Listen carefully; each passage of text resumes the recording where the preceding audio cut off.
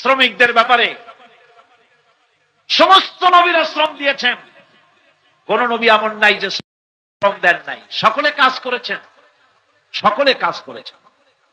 আর কর্মবিমুখ হতে কাউকে বলা হয় নাই। নামাজ যখন পড়া হয়ে গেল, আল্লাহ পাক বলছেন ফাইযা কুদিয়াতিস সালাতু ফান্তাশিরু ফিল আরদ ওয়াবতাগু মিন ফাদলিল্লাহ। আল্লাহ পাক বলছেন নামাজ যখন পড়া হয়ে যাবে, নামাজ যখন পড়া হয়ে গেল, বসে থাকো না, ছড়িয়ে পড়ো। ফান্তাশিরু ফিল আরদ, জমিনের উপরে ছড়ায়ে পড়ো। রিজিক ওয়াবতাগু মিন ফাদলিল্লাহ, রিজিক অনুসন্ধান করো, খাদ্য অনুসন্ধান করো হালাল পথে। খেতে দেওয়ার মালিক হচ্ছেন আল্লাহ। খেতে দেওয়ার মালিক কে? চিল্লায় বলুন কে? আল্লাহ পাক বলেন ওয়ামা মিন দাব্বাতিন ফিল আরদি ইল্লা আলাল্লাহি রিজকুহা। এই পৃথিবীর বুকে এমন কোন বিচরণশীল জীব নাই যে জীবের রিস্কের দায়িত্ব আমি আল্লাহ আমার নিজ হাতে গ্রহণ করি নাই। সকল প্রাণীর রিস্কের দায়িত্ব কার হাতে? আল্লাহ খাওয়াবেন। এখন আল্লাহ খাওয়াবেন এই চিন্তা করে চুপ করে বসে থাকলে তো হবে না, কাজ করতে হবে। কি করতে হবে বলেন? রাসূলুল্লাহ বলেছেন ফাইযা সাল্লাইতুমুল ফাজরা ফালা তানুমু আন তালবি আরযাকিকুম। রাসূলুল্লাহ বলেছেন ফজরের নামাজ পড়া হয়ে গেলে ঘুমায় থাকো না, রিজিক অনুসন্ধানের জন্য মাঠে ময়দানে ছড়িয়ে পড়ো। একজন শুনেছিল যে এক মাওলানা সাহেব ওয়াজ করলেন খেতে দেওয়ার মালিক আল্লাহ, আল্লাহই খাওয়াবেন। উনি তখন চিন্তা করলেন আল্লাহই যদি খাওয়ায় তো আমি খামোকা কষ্ট করি কেন? উনি মসজিদে যায় নামাজ পড়া আরম্ভ করলেন। একদিন হলো খাবার পায় না, 2 দিন হলো খাবার পায় না, 3 দিন হয়ে যায় খাবার নাই। সর্বনাশ, তাহলে মাওলানা সাহেব কি ধোঁকাই দিল নাকি? হঠাৎ দেখে মসজিদের বারান্দায় একটা লোক বসে পটলা খুলিয়া তার ভিতর থেকে রুটি এবং হালুয়া বের করে খাচ্ছে।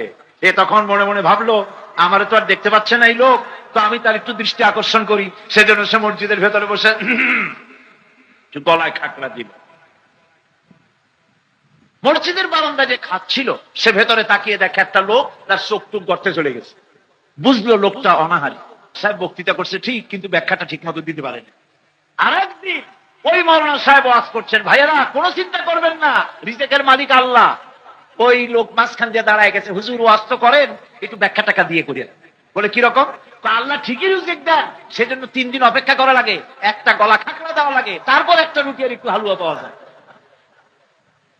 আরে ভাই আল্লাহ তো খাওয়াবে, আপনি কাজ করবেন না? আপনাকে তো কাজ করতে হবে, কাজ না করলে খাবার পাবেন কোথায়? এই জন্য আপনাকে কাজ করতে হবে। আর যারা শ্রমিক, শ্রমিকদেরকে আল্লাহ পাক ভালোবাসেন। আল্লাহর বন্ধু তারা যারা কাজ করে খায়, রিকশাওয়ালা, ঠেলাওয়ালা, কুলি, মজুর, এরা সমাজের অপঙ্ক নয়। এরাই হচ্ছে সমাজের সেই সব লোক যারা মাথার ঘাম পায়ে ফেলে হালাল রুজি কামাই করে। রিকশাওয়ালার পয়সাই তো সবচেয়ে হালাল পয়সা। আর যত ঝগড়া বাঁধে সব রিকশাওয়ালাদের সাথে। ভদ্রলোক রিকশায় গিয়ে উঠলেন, যেহেতু রিকশাওয়ালা রিকশা চালায়, দাড়ি ওর পাকা হোক না কেন, এই বেটা রিকশাওয়ালা এদিকে আয়, তুই তামারি আর তুমি ছাড়া কথা কওয়া যায় না, যেহেতু রিকশা চালায়। আসলো, উনি রিকশায় বসলেন, ঠ্যাংয়ের উপরে ঠ্যাং ফেলাইয়া। সাহেব যাবেন কোথায়? আরে বেটা তোর দরকার কি, চালা, সামনে যা, গাড়ি যা, বাইরে যা, পিছে যা। অনেক দূর চলার পর ভাড়া হয় 15 টাকা, দিল 10 টাকা। স্যার ভাড়া হয় 15 টাকা, এত কষ্ট করলাম আপনি 10 টাকা দিলেন। আয় বেটা রেড বুক দেখা। এই রিকশাওয়ালার কাছে তার মাথার ঘাম পায়ে ফেলানো পয়সা, রেড বুক চাইলো। আর এই লোকটা যখন নিউ মার্কেটে অথবা স্টার্ন প্লাজায় অথবা বড় কোনো দোকানে গেল, শাড়ি কিনলো, সোনা কিনলো, একটা পেপসি আর একটা 7 আপ খাওয়াই দিল। তারপরে দাম কত? এটার দাম 22,793 টাকা 75 পয়সা। একটু জিজ্ঞেস করে না এত দাম কেন নিবেন? পয়সাটা বাইর করে দিয়া, ভদ্রতা, এটা জেন্টিলিটি, এটা ভদ্রতা, এর দামাদামি করা ঠিক না। উপরে লেখাই আছে ফিক্সড প্রাইস। এইখানে কথা কয় না, এখানে ঠিক পয়সা গুনিয়া দেয় ভদ্রতার খাতিরে। যত দামাদামি আর যত রাগারাগি রিকশাওয়ালার সাথে, আহা, কুলির সাথে। আড়াই মনের বস্তা টেনেছে মাথায় করে, মাথার ঘাম পায়ে ফেলেছে। মজুরি হয় 20 টাকা, দেয় মাত্র 10 টাকা। তারপর আবার চোখ রাঙানি। ঠিক কিনা? ঠিক কিনা? এটি হলো আমাদের অসৎ আচরণ। ওদের সাথে ভালো আচরণ করতে হবে। দেখেন, শান্তি এই টাকা পয়সা কামাই করিয়া যত বড় লোক হোক, শান্তি নাই। শান্তি থাকলে ওই গরিবের ঘরেই আছে। আপনার তো শান্তি। বড় বড় আভিজাত্যপূর্ণ এলাকা ঢাকার, নাম নিব না, ওই সব অভিজাত এলাকায় বিশাল বাড়ি, গাড়ি, এসি, ডিসি, ফ্রিজ, অভাব নাই কিছু। কিন্তু সাহেব এসেছেন বাসায়, এসে দেখেন ম্যাডাম বেগম সাহেবা ভ্যানিটি ব্যাগ হাতে নিয়ে তিনি গাড়িতে উঠছেন। আহারে, আমি এখন পরিশ্রান্ত হয়ে আসলাম, আর আপনি যান কই? আমার অনেক ফাংশন। স্ত্রীর সাহচর্য কিসমতে হলো না, একটু আদর, একটু মমতা কপালে হলো না। ঘরে গিয়ে ঢুকলো, চাকরানির হাতের রান্না বা চাকরানির বা চাকরের এগুলো খাইয়ে টাইয়া শুয়ে রইলো, সিডেক্সিন খাইলো, কি বলে আপনার যত রকমের রিল্যাক্সিন ফিল্যাক্সিন যে সমস্ত ওষুধপত্র আছে সব খাইলো, ঘুম মোটে আসেই না। ছেলে সন্তানগুলি, ছেলে একটা কার মেয়ে নিয়ে কোথায় পলায় গেছে তার ঠিক নাই, মেয়ে চলে গেছে কোথায় তার ঠিক নাই। ছেলে দেখলে বাপেরও ভয় লাগে, মাথায় ভাল্লুকের মতো চুল, উল্লুকের মতো নখ, চোখ দুইটা মদ খাইয়া গর্তের ভিতরে চলে গেছে। হায় হায়, কি দুর্দশা! ঘুম আসে না, খাবার খাইতে পারে না। প্রত্যেক দিন পোলাও কর্মা খাইলে পয়সা কমবে না, কিন্তু ডাক্তার বলেছে খাইতে পারবেন না। খাসির চর্বি, ইলিশের পেটি, আর মোটা মোটা চিংড়ি মাছ, এগুলি খাওয়াটাও যাবে না। পাঙ্গাসের পেটিও খাওয়া যাবে না। আরে তাহলে খাবো কি? আরে খাবেন কি বোঝেন না? আপনার যে রোগ হয়েছে, হার্টের পেশেন্ট আপনি, হৃদয়জনিত রোগ, সর্বনাশ হয়ে গেছে। খাবো কি? খাবেন সকালবেলায় একটা মুরগির পুষ, দুপুর বেলায় খাবেন একটু ফলের জুস, রাতে খাবেন এক স্লাইস টুস। রিজেক্ট কন্ট্রোল হয়ে গেল, রিজেক্ট কন্ট্রোল হয়ে গেছে। ঘুম নাই, খাবার নাই। এবার যান রিক্সাওয়ালার বাড়ি,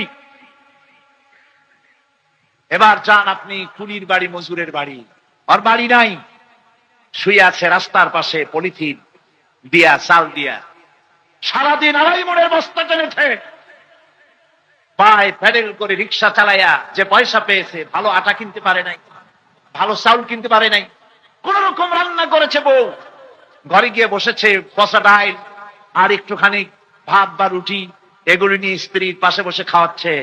এই স্ত্রী ভ্যানিটি ব্যাগ নিয়ে কোনো ফাংশনে যাচ্ছে না, কাছে বসে আঁচল দিয়ে ঘাড় মোছায় দিতেছে, তুমি খুব কষ্ট করেছো, আর একটু খাও, আদর করতেছে, খাওয়াচ্ছে, খাইয়া টাইয়া হাতটারে মুছিয়া মুখের উপরে লাগে, আলহামদুলিল্লাহ, আল্লাহ তুমি খুব খাওয়াইছো।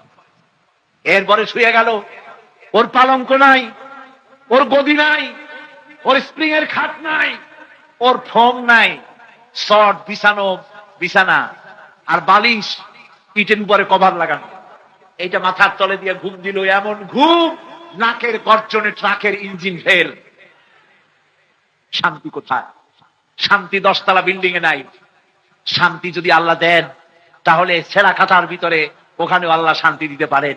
আর না দেন যদি, বিরাট বিল্ডিং এর ভিতরে শান্তি পাবে না, প্রধানমন্ত্রী হয়ে শান্তি পাবে না, প্রেসিডেন্ট হয়ে শান্তি পাবে না, মন্ত্রী হয়ে পাবে না, লাখো কোটি টাকার মালিক হয়ে শান্তি পাবে না। প্রতি মুহূর্তে মৃত্যুর প্রহর গুনতে হবে। শান্তি দিবেন আল্লাহ। শান্তি দেওয়ার মালিক কে? আলা বিযিকরিল্লাহি তাতমাইন্নুল কুলুব। মানুষের অন্তরাত্মা প্রশান্তি দিতে পারে কেবলমাত্র আমার জিকির, আমার স্মরণ। কার জিকির? কার স্মরণ? করেন জিকির। সুবহানাল্লাহ, আলহামদুলিল্লাহ, লা ইলাহা, সুবহানাল্লাহ, আলহামদুলিল্লাহ, লা ইলাহা ইল্লাল্লাহ, সুবহানাল্লাহ, সুবহানাল্লাহ, আলহামদুলিল্লাহ, লা ইলাহা ইল্লাল্লাহ, সুবহানাল্লাহ। ভাইরা, শ্রমের অধিকার ইসলাম দিয়েছে। কে দিয়েছে? আরো জোরে বলেন। আমার রাসূল নিজে শ্রম দিয়েছেন, শুধু শ্রমিকদের বক্তব্য রাখেন নাই, নিজেও শ্রম দিয়েছেন। বন্ধুগণ, রাসূলুল্লাহ বলেছেন, শ্রমিকের গায়ের ঘাম শুকিয়ে যাওয়ার আগে ওর ন্যায্য প্রাপ্য বুঝিয়ে দাও। কোন আলহামদুলিল্লাহ। একবার একজন দরবেশ সাহেব রাস্তা দিয়ে যাচ্ছেন, প্রতিমধ্যে তিনি দেখতে পেলেন নদী থেকে এক কলসি পানি নিয়ে এক যুবতী সুন্দরী মেয়ে রাস্তা বেয়ে যেতেছে। দরবেশ সাহেব দাঁড়ায় গেলেন আর ওই যুবতীর দিকে এক নজরে তাকায় আছেন, চোখে পলক দেয় না। এরপরে যুবতী থমকে দাঁড়ায় গেল। আধা বুড়া মানুষ, দাড়ি অর্ধেক পাইকে গেছে, দেখতে তো দেখায় খুব বুজুর্গ মানুষ, কিন্তু রাস্তায় আমার একা পাইয়া এমনি করে তাকিয়ে আছে আর চোখ দিয়েও তো পানি পড়ে। ব্যাপারটা কি? দরবেশ কাঁদে কেন? প্রতিমধ্যে আমাকে একা পেয়ে দরবেশ কাঁদে কেন, তাকিয়ে আছে কেন? মহিলার চিন্তা জাগলো। শেখ সাদি রহমতুল্লাহ আলাইহি ঘটনা লিখেছেন, বাংলা এক কবিতার অনুবাদ করেছেন। একদা সুখদায়ক প্রমোদা বদন, দর্শন করি মম ঝরিল নয়ন। হেসে কহে সে রূপসী সবিস্ময় মন, কহ দেখি মহাশয় কহ কি কারণ। বিষয় বিরাগী তুমি ভুবনে প্রচার, কি হেতু জন্মিল তব মানস বিকার। যুবতী মেয়েটি বলছে, ওগো দরবেশ সাহেব, হুজুর সাহেব, আমি একটা যুবতী মেয়ে লোক, রাস্তায় আমাকে একা পেয়ে আপনি আমার দিকে তাকায় আছেন আর কাঁদতেছেন। এই বৃদ্ধ বয়সে ভীমরতি হলে কেন? আমাকে দেখে কাঁদেন কেন আর এক নজরে কেন তাকায়ছেন? কারণটা কি? কি কুমতলব আছে? দরবেশ সাহেব বলছেন, হেসে কহিলাম বালে করহ শ্রবণ, নেত্র ঝরে তবু হেতু ভেব না এমন। হে রূপসী মেয়ে, তোমার জন্য আমি কান্দি, একথা একবারও চিন্তা করো না। যে শিল্পী রচিল এই সুধাংশু বদন, তাহার তরে ঝরে নেত্র নয়নে জীবন। তোমার প্রেম পাওয়ার জন্যে তোমাকে দেখে লোবাতুর এবং কামুক হয়ে তোমার দিকে তাকায় কান্দি, একবারও ভেবো না। আল্লাহর কসম, আমি কাঁদতেছি তোমার এত সুন্দর স্বাস্থ্য আর চেহারা যে আল্লাহ রাব্বুল আলামিন বানায় দিলেন, না জানি সেই আল্লাহ কত সুন্দর। যার সৃষ্টি এত সুন্দর সে আল্লাহ রাব্বুল আলামিন না জানি কত সুন্দর। আল্লাহ পাক সেই সুন্দর আল্লাহ রাব্বুল আলামিনকে দেখার তৌফিক যেন আমরা পাই। জোরে বলেন আমিন, আরো জোরে বলেন আমিন। এই কোরআন শিখিয়েছেন তিনি, যিনি হচ্ছেন দয়াবান, যিনি দয়ার মহাসাগর, যার দয়ার কোনো শেষ নাই। তিনি কোরআনে কারীমকে মানুষকে শিক্ষা দান করেছেন। আল্লাহ পাক এটা চাননি যে তিনি মানুষ আর জিনকে সৃষ্টি করবেন আর মানুষ আর জিনগুলি অন্ধকারে তারা আশ্রে মরবে, অন্ধকারে তারা মারা পড়বে, তারা কোনো পথের সন্ধান পাবে না। এভাবে আল্লাহ পাক এটা বরদাস্ত করতে পারেননি। তাই তিনি কোরআন মানুষকে শিক্ষা দিয়েছেন, এমন এক কোরআন দিয়েছেন দয়া করে, যে কোরআনের উপরে নির্ভর করে ত্রুটিমুক্ত জীবন যাপনের, যে কোরআনের উপরে নির্ভর করে পরকালের কল্যাণ, যে কোরআনের উপরে নির্ভর করে এই পৃথিবীতে সুখ শান্তি স্থিতিশীলতা, এই পৃথিবীর স্বস্তি, এই পৃথিবীর আরাম, এ সব কিছু নির্ভর করে কোরআনের শিক্ষার উপরে। সেই জন্য আল্লাহ রাব্বুল আলামিন কোরআনে কারীম শিক্ষা দিয়েছেন। তাই তার আগে তিনি তার নামকে বলেছেন রহমান। এ কোরআন শিক্ষা দিয়েছেন কে? রহমান। কে শিক্ষা দিয়েছেন? সবাই বলুন, কে দিয়েছেন শিক্ষা? রহমান। এ কোরআন শিক্ষা দিয়েছেন। আরবি ভাষায় রহমান বলা হয় এমন একটা জিনিসকে যার ভেতরে রয়েছে নম্রতা এবং প্রীতি, ভালোবাসার একটি উৎস, যার দ্বারা তিনি অন্যকে উপকার করতে চান, স্নেহ দিতে চান, ভালোবাসা দিতে চান, মহব্বত দিতে চান। রহমতের ভিতরে এই কথাগুলি সন্নিবেশিত রয়েছে। এখন রহমত কি? আল্লাহ রহমত হচ্ছে, আল্লাহ পাক বলছেন ওয়া রাহমাতি ওয়াসিআত কুল্লা শাই, আমার দয়া, আমার রহমত, আমার করুণা সমস্ত সৃষ্টি জগৎকে ঘিরে রেখেছে। আমার রহমত ছাড়া, দয়া ছাড়া এই পৃথিবী চলতে পারে না। এই পৃথিবী পরিচালিত হচ্ছে আল্লাহর রহমতের উপরে আর আল্লাহ পাকের করুণার উপরে। কোরআনে কারীম বলছে কুল লিমান মা ফিস সামাওয়াতি ওয়াল আরদি কুল লিল্লাহি কাতাবা আলা নাফসিহির রাহমা। আকাশ ও পৃথিবীকে কে সৃষ্টি করেছেন? আকাশ এবং পৃথিবী কার? হে নবী আপনি বলুন, সেই মহান স্রষ্টার, যিনি রহমতকে, করুণাকে, ভালোবাসাকে নিজের জন্য প্রয়োজনীয় করেছেন। ভালোবাসা দেওয়া, করুণা করা, মহব্বত করা, যিনি নিজের জন্য প্রয়োজনীয় করে দিয়েছেন। সৃষ্টিকে মহব্বত করা আর ভালোবাসা দেওয়া, শুধু সৃষ্টি নয় বরং দয়া এবং ভালোবাসা দিয়ে তিনি সিক্ত করেছেন। আল্লাহর তাবৎ সৃষ্টির দিকে তাকালে, আল্লাহর পুরা সৃষ্টি জগতের দিকে যদি আমরা তাকাই, তাহলে আমরা দেখতে পাবো যে সমস্ত কিছুই, যা কিছু আমরা দেখতে পাই, এ সব কিছুই আল্লাহ পাক একটা কুদরত দিয়ে, রহমত দিয়ে, মহব্বত দিয়ে, স্নেহ দিয়ে তিনি সৃষ্টি করেছেন মানুষের জন্য, সৃষ্টি জগতের জন্য। ভালোবাসায় পরিপূর্ণ করে মানুষকে তা তিনি দান করেছেন। যেমন অন্য আয়াতের মধ্যে আল্লাহ পাক বলছেন, وَسَخَّرَ لَكُم مَّا فِي السَّمَاوَاتِ وَمَا فِي الْأَرْضِ। এই পৃথিবীতে যা কিছু তোমরা দেখতে পাও, এ সব কিছুকে তোমার অনুগত করে দেওয়া হয়েছে, যাতে করে তোমার সাহায্য করতে পারে, তোমার সহযোগিতা করতে পারে। এজন্য আমি সব কিছুকেই সৃষ্টি করেছি। সাখারা শব্দের অর্থ হচ্ছে যে আমি সবগুলিকে তোমাদের অনুগত করে দিয়েছি, যাতে করে তোমাদের অনুগত থাকে। অর্থাৎ তোমরা তাদের এই সমস্ত জিনিস দিয়ে তোমরা কাজ নিতে পারো। পানির উপর দিয়ে তোমরা যেন নৌকা চালাতে পারো, স্টিমার চালাতে পারো, পানি অনুগত করা হয়েছে, বাতাসকে অনুগত করা হয়েছে। পৃথিবীর সব কিছুকেই আমি অনুগত করে দিয়েছি তোমাদের, যাতে করে তার দ্বারা তোমরা কাজ নিতে পারো। অন্যত্র আল্লাহ বলছেন, আল্লাহুল্লাযী খালাকাস সামাওয়াতি ওয়াল আরদা ওয়া আনজালা মিনাস সামাই মাআন ফাআখরাজা বিহি মিনাস সামারাতি রিজকান লাকুম। আল্লাহ হচ্ছেন তিনি, আল্লাহ রাব্বুল আলামিন হচ্ছেন তিনি, যিনি আকাশ সৃষ্টি করেছেন, যিনি জমিন সৃষ্টি করেছেন, এবং ঊর্ধ্বদেশ থেকে, মেঘমালা থেকে তোমাদের জন্য বৃষ্টি বর্ষণ করেছেন, এবং সেই বৃষ্টি দিয়ে মাটির ভিতর থেকে ফসল উদ্গত করে তোমাদের খাবারের বন্দোবস্ত করেছেন।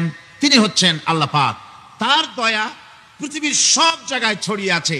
তার দয়া নাই, রহমত নাই, এমন কোনো জায়গা নাই, এমন কোনো সৃষ্টি নাই। মানুষের জন্য যা কিছু প্রয়োজন তিনি তার দয়া দিয়ে, রহমত দিয়ে তিনি তা সৃষ্টি করে দিয়েছেন। আল্লাহ পাক বলছেন, ওয়াসাখখারা লাকুমুশ শামসা ওয়াল কামারা দাইবিনা ওয়াসাখখারা লাকুমুল লাইলা ওয়ান নাহার। যিনি চন্দ্র সূর্যকে সৃষ্টি করেছেন এবং এগুলিকে নিয়ন্ত্রিত করেছেন, চাঁদ সূর্যকে সৃষ্টি করে নিয়ন্ত্রিত করে দিয়েছেন, তোমাদের সমস্ত প্রয়োজন তিনি মিটিয়ে দিয়েছেন। দেখুন, চাঁদ এবং সূর্যকে আল্লাহ পাক সৃষ্টি করেছেন এবং একটা রহমত, একটা কুদরত সেই চাঁদ সূর্যের মধ্যে দান করেছেন। সূর্য যেখানে আছে, এটা যদি আল্লাহর দয়া না থাকতো, শুধু তাপ দেওয়ার জন্য সৃষ্টি করতেন আর মানুষের কল্যাণের দিকটা যদি চিন্তা না করতেন, তাহলে সমস্যা হয়ে যেত। সূর্য যেখানে আছে, বিজ্ঞানীরা বলেছেন, তার থেকে যদি কিছু নিচে নেমে আসতো, তাহলে গোটা পৃথিবী জ্বলে পুড়ে ভস্ম হয়ে যেত। আর যেখানে আছে তার থেকে সূর্য যদি কিছু উপরে উঠে যেত, তাহলে গোটা পৃথিবী হিম শীতল হয়ে, পৃথিবী ফ্রিজ হয়ে যেত, মানুষ প্রাণী জগৎ মরে সব শেষ হয়ে যেত। চাঁদ যেখানে আছে, এই চাঁদ তার জায়গা থেকে কিছু উপরে যদি উঠত, তাহলে পৃথিবী মরুভূমি হয়ে যেত। আর যেখানে আছে তার থেকে কিছু নিচে যদি আসতো, তাহলে গোটা পৃথিবী পানি, সমুদ্রের পানি, নদীর পানিগুলি প্লাবিত হয়ে, ওভারফ্লো হয়ে, উচ্ছ্বসিত হয়ে গোটা পৃথিবীকে প্লাবিত করে দিত, ডুবাই দিত, সব শেষ হয়ে যেত। তাহলে আমরা দেখতে পাচ্ছি, শুধু সৃষ্টি নয়, সৃষ্টিও করেছেন এবং প্রত্যেকটি সৃষ্টির পেছনে তার দয়া কাজ করেছে, তার কুদরত কাজ করেছে, যাতে করে মানুষের জন্য সুবিধা হয়, মানুষের জন্য উপকার হয়। অন্য আয়াতে আল্লাহ পাক বলেন, وآتاكم من كل سألتموه وإن تعدوا نعمة الله لا تحصوها। আল্লাহ পাক বলেন, তিনি তোমাদের প্রতি এত দয়াবান, আল্লাহ তোমাদের প্রতি এত দয়া রাখেন, এত মেহেরবানি করেন যে তোমাদের সমস্ত চাহিদা তিনি পূরণ করেছেন। তোমাদের জীবনে যা দরকার সব তিনি পূরণ করেছেন। এত পূরণ করেছেন, তোমরা যদি আল্লাহ পাকের নেয়ামতগুলি যদি গণনা করো, ওয়া ইন তাউদ্দু নি'মাতাল্লাহি লা তুহসুহা, আমার নেয়ামতগুলি যদি গুনতে থাকো, গুনে গুনে আমার নিয়ামত শেষ করতে পারবে না। সুবহানাল্লাহ বিহামদি। আমার নিয়ামত গুনে শেষ করতে পারবে না, এত নিয়ামত আমি আল্লাহ রাব্বুল আলামিন দান করেছি। সুতরাং প্রকৃত কথা হচ্ছে যে মানুষ বড় অকৃতজ্ঞ, মানুষ সমস্ত নিয়ামতকে, নিয়ামতের শুকর আদায় করে না, নিয়ামত বোঝেও না। মানুষ ওই যে একটু আগে হযরত পীর সাহেব কেবল আপনাদের সামনে বলেছেন, মানুষ পশুর মতো, উলাইকা কাল আনাম, চোখ আছে, চোখ দিয়া সব দেখে, কিন্তু আল্লাহর নিয়ামতগুলি দেখে উপলব্ধি করার ক্ষমতা নাই। খায় জনমের খাওয়া, কিন্তু খাওয়ার পরে কার খানা খাইলো, কার দেওয়া খানা খেলো, এরপরে এতটুকুন শুকরিয়াও আদায় করে না। তো চোখ থাকতে দেখে না, অন্তর থাকতে চিন্তা করে না, কান থাকতে হক শোনে না। আল্লাহ পাক বলেছেন উলাইকা কাল আনাম, এরা হলো জানোয়ারের মতো। কিসের মতো বলুন? আল্লাহ বলেন না বালহুম আদাল, শুধু জানোয়ারের মতো না, বরং জানোয়ারের চাইতেও নিকৃষ্ট। জোরে কর নাউজুবিল্লাহ।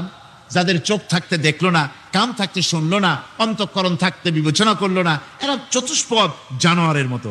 আল্লাহ পাক বলছেন আর রহমান আল্লামাল কোরআন, এ কোরআন শিক্ষা দিয়েছেন রহমান, যিনি দয়ার সাগর, যিনি মানুষের সব প্রয়োজন মিটিয়েছেন। কোরআনের মতো একটা বড় প্রয়োজন তিনি মিটাবেন না, তা কি হতে পারে? জোরে কোন হতে পারে? মানুষ সৃষ্টি করলেন, অথচ মানুষের চলার পথ দিলেন না। মানুষ সৃষ্টি করলেন, মানুষ কোন পথে চলবে, কি করলে আল্লাহ রাজি হবেন, কি করলে বেহেশতে যাব, কি করলে শান্তিতে থাকবো দুনিয়ায়, এর কোনো পরিকল্পনা তিনি দিলেন না। তিনি শুধু বললেন নামাজ পড়ো, রোজা রাখো, আর তা যদি না করো কিয়ামতে জাহান্নামে যাবা। আল্লাহ কি এইভাবে জালিম? আল্লাহ এরকম জালিম? ওয়ামাল্লাহু বিযাল্লামিল লিল আবিদ। আল্লাহ পাক বলেছেন আমি আমার বান্দার জন্য জালিম নই, আমি বান্দার উপরে জুলম করি না। আল্লাহ পাক রহমান, তিনি আমাদের পথ দেখিয়েছেন। তিনি কি সুন্দর, কত রহমত তার, কত দয়া। রহমান নাম দিয়ে সূরাটি শুরু করেছেন। এ কোরআন শিক্ষা দিয়েছেন তিনি, যিনি দয়াবান। আল্লাহ রাব্বুল আলামিন বলেন আল্লাযী জাআলা লাকুমুল আরদা মাহাদান ওয়া জাআলা লাকুম ফীহা সুবুলান লাআল্লাকুম তাহতাদুন। তিনি আল্লাহ যিনি তোমাদের জন্য এই পৃথিবীটাকে সমতল করেছেন, এই পৃথিবীটাকে সুন্দর করেছেন, সমতল করে দিয়েছেন। আর তোমাদের চলার জন্য তিনি রাস্তা তৈরি করেছেন, সমতল জমিনের উপরে করে দিয়েছেন, পৃথিবীটাকে সমতল করেছেন, মাটিটাকে সুন্দর করেছেন, রহমত করেছেন। তিনি পৃথিবীর মানুষকে বসবাসের জন্য একটা পৃথিবী বানালেন, কিন্তু সেই পৃথিবীতে সেই মাটিটা এমন হলো যেখানে এত শক্ত যা বিল্ডিং করা যায় না, যেখানে মাটি খোসা যায় না, জমিন চাষ করা যায় না। জমিন কি এরকম শক্ত? জোরে বলেন এরকম শক্ত? এরকম শক্ত না।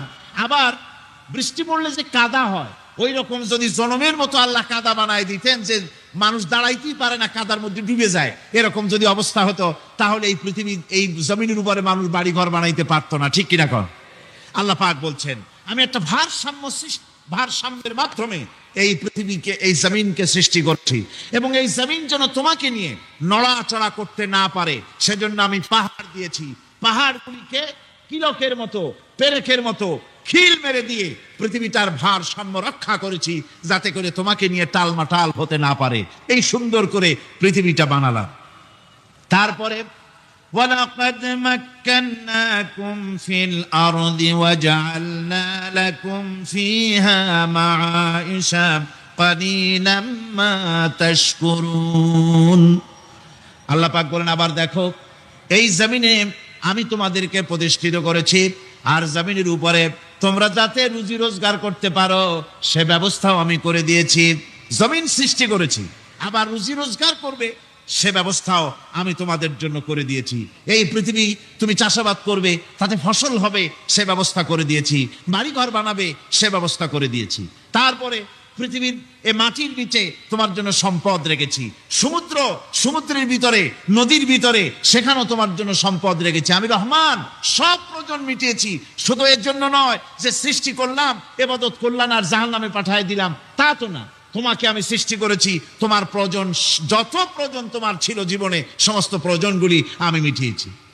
আল্লাহ পাক বলছেন ওয়া হুয়াল্লাযী সাখখারাল বাহরা লিতাকুনু মিনহু লাহমান তারিয়ান ওয়া তাস্তাখরিজু মিনহু হিলিয়াতান তালবাসুনাহা।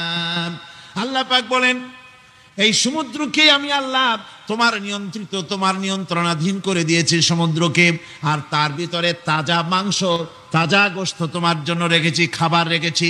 আবার তুমি পরিধান করতে পারো এমন জিনিসও, ব্যবহারের জিনিস সমুদ্রের মধ্যে রেখে দিয়েছি। তার মানে হলো সমুদ্রের ভেতরে, তার ভিতরে মাছ রয়েছে, টাটকা মাছ আছে, মণিমুক্তা আছে। স্থলভাগে পৃথিবীর মাটির উপরে যত জিনিস আছে, যত নিয়ামত আছে, সমুদ্রের তলদেশে তার কোনো অংশে কম নাই, বরং তার থেকে আরো বেশি আছে। মাটির উপরে যত নিয়ামত আছে, সম্পদ আছে, মাটির তলায় তার থেকে কোনো অংশে কম নাই, অনেক নিয়ামত মাটির তলায় আছে। খনিজ দ্রব্যগুলি মাটির তলায় থাকে। সমুদ্রের তলদেশে অসংখ্য নিয়ামত আল্লাহ রাব্বুল আলামিন রেখেছেন। বলছেন আমি হচ্ছে রহমান, আমার দয়ায় ভরা, আমি তোমার সমস্ত প্রয়োজন আমি আমার দয়া দিয়ে আমি মিটিয়েছি। আমার ভাইরা, আল্লাহ সুবহানাহু ওয়া তাআলা তিনি হচ্ছেন রহমান, তিনি হচ্ছেন রহমান। জোরে বলেন তিনি কি? দয়ার সাগর, যিনি মানুষের সমস্ত প্রয়োজন মিটিয়েছেন, তিনি কোরআন অবতীর্ণ করেছেন। আমি আল্লাহর দয়ার কথা, রহমান শব্দের ব্যাখ্যা আপনাদের সামনে করে সামনে এগোচ্ছি। আল্লাহ পাক বলছেন যে আমি এই পৃথিবী সৃষ্টি করলাম, মাটিতে তোমাদের জন্য চতুষ্পদ জন্তু সৃষ্টি করেছি, বাতাসের উপরে পাখিরা সাঁতার কাটছে, আর পানির ভিতরে মৎস্যরাজি রয়েছে। এ সমস্ত প্রাণীগুলির আত্মরক্ষার জ্ঞান আমি দান করেছি, তারা তোমাদের জন্য উপকার করে। সেই পশুগুলির পশম দিয়ে তোমাদের কাপড় চোপড় তৈরি হয়, তারপরে তার চামড়া তোমরা পরিধান করো। এই পশুগুলিও তোমাদের জন্য আমি এক নিয়ামত হিসেবে দিয়েছি। والأنعام خلقها لكم فيها دفء ومنافع ومنها تأكلون। আল্লাহ সুবহানাহু ওয়া তাআলা বলেন আমি মানুষের জন্য পশু তৈরি করেছি, চতুষ্পদ জন্তু সৃষ্টি করেছি, যার পশম দিয়ে তোমাদের জন্য শীতের পোশাক তৈরি হয়। আপনারা যে এই যে চাদর গায়ে দেন, কম্বল গায়ে দেন, এগুলো কার পশম? পশুর পশম। পশুগুলির, জন্তুগুলির পশম দিয়ে আপনাদের জামা কাপড়গুলি তৈরি হয়।